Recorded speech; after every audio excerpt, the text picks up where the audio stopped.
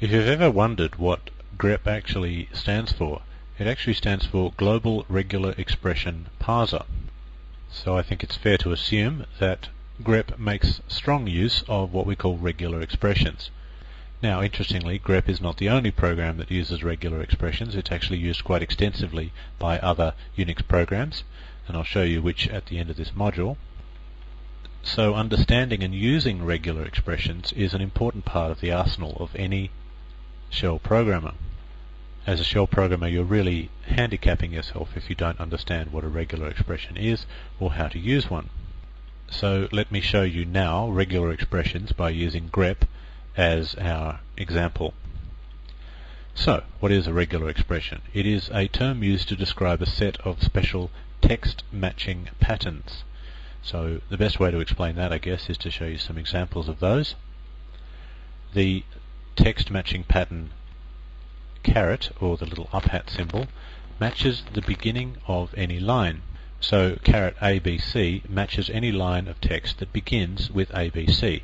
So let's have a look at that in action using grep. I have a text file called sample in the current directory, and I'm going to search in that file. I'm going to search that file called sample for lines that begin with ABC. Now let's see if there are any. So we'll search for grep, and then notice that I'm going to put a single quote around this, caret ABC, and then single quote. So I've enclosed caret ABC inside single quotes, and then the file called sample. So what I'm actually doing is I'm searching in the file called sample for the pattern caret ABC, which really means ABC at the beginning of a line. So I'm looking for lines in sample that begin with ABC. And let's see if there are any. And there are, in fact, 1, 2, 3, 4, 5. Now that's not all the lines in the file. I'll prove that because I'll do an ls-l of sample, and it is a really large file. It's nearly a megabyte. In fact, it is a copy of the /etc password file from this computer. So if you like, 1, 2, 3, 4, 5 users on this system have their names that begin with ABC.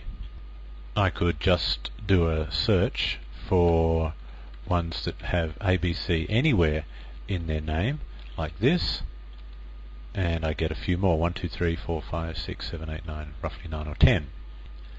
But by putting the caret symbol at the beginning of the ABC, I restrict the search to the ABCs that are at the beginning of the line, which of course enables me to perform more powerful text searching, which is in actual fact what regular expressions are for sophisticated pattern matching.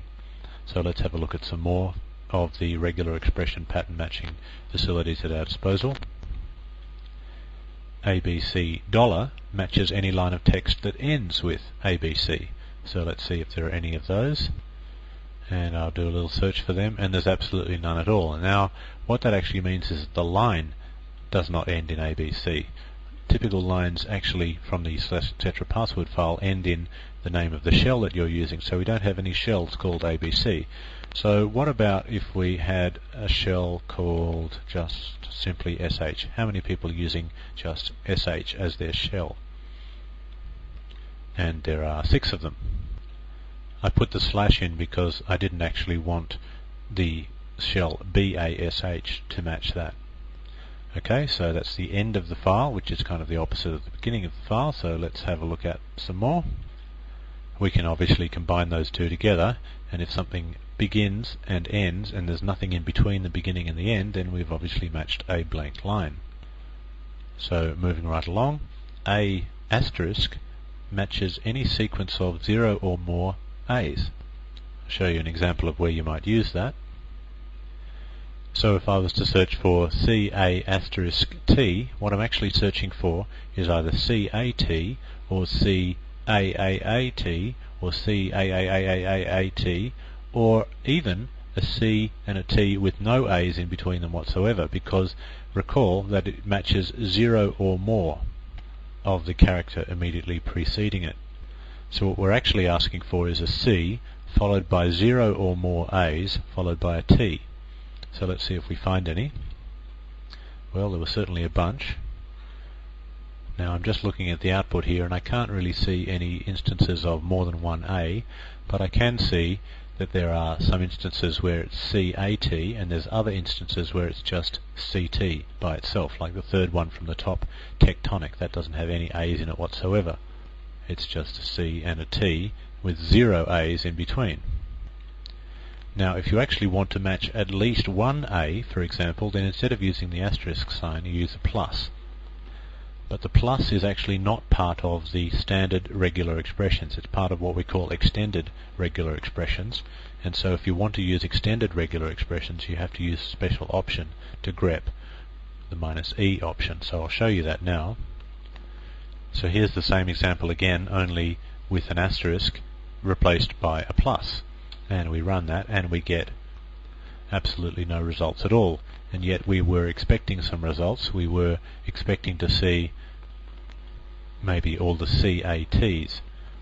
And the reason we didn't see any is because we actually need to specify that this is going to be a regular, an extended regular expression. So what we need to do is put in just here a -E option, E for extended regular expressions.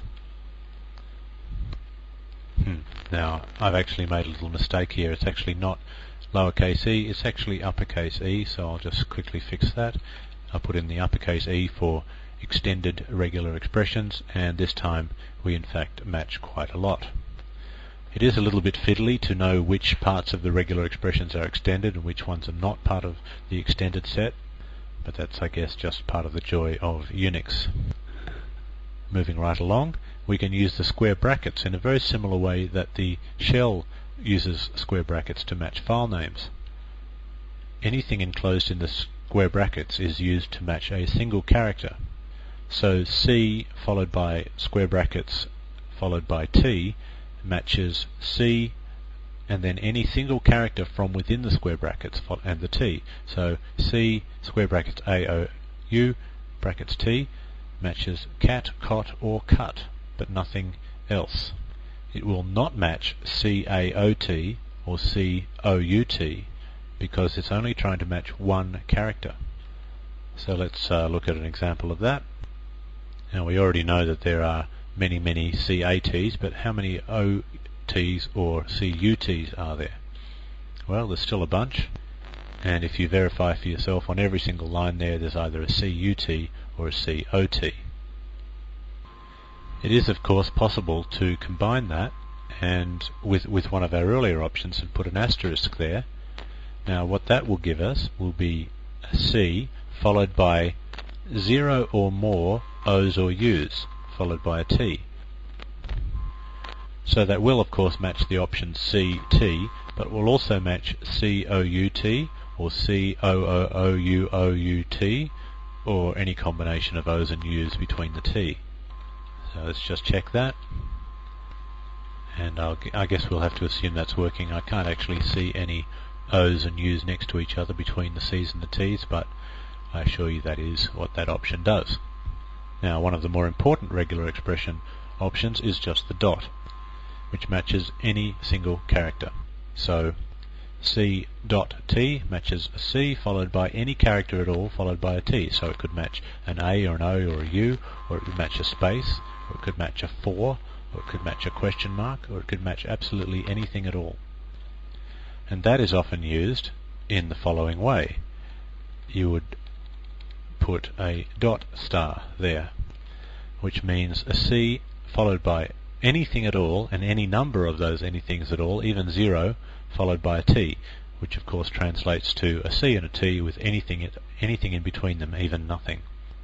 So if there is a C on the line and a T on the same line somewhere after it, then that will match. So we'll just run that, and there's a great deal of them. And if you maybe pause and have a look at the output that you've got, you'll find there is a C and a T with any number of characters in between them on every single line that you can see. Now just getting back to the square brackets for a moment, you can actually use a range of characters inside the square brackets, and the range is specified by the first character followed by a dash followed by the second character. So we've got A to Z and then capital A to capital Z and then 0 to 9.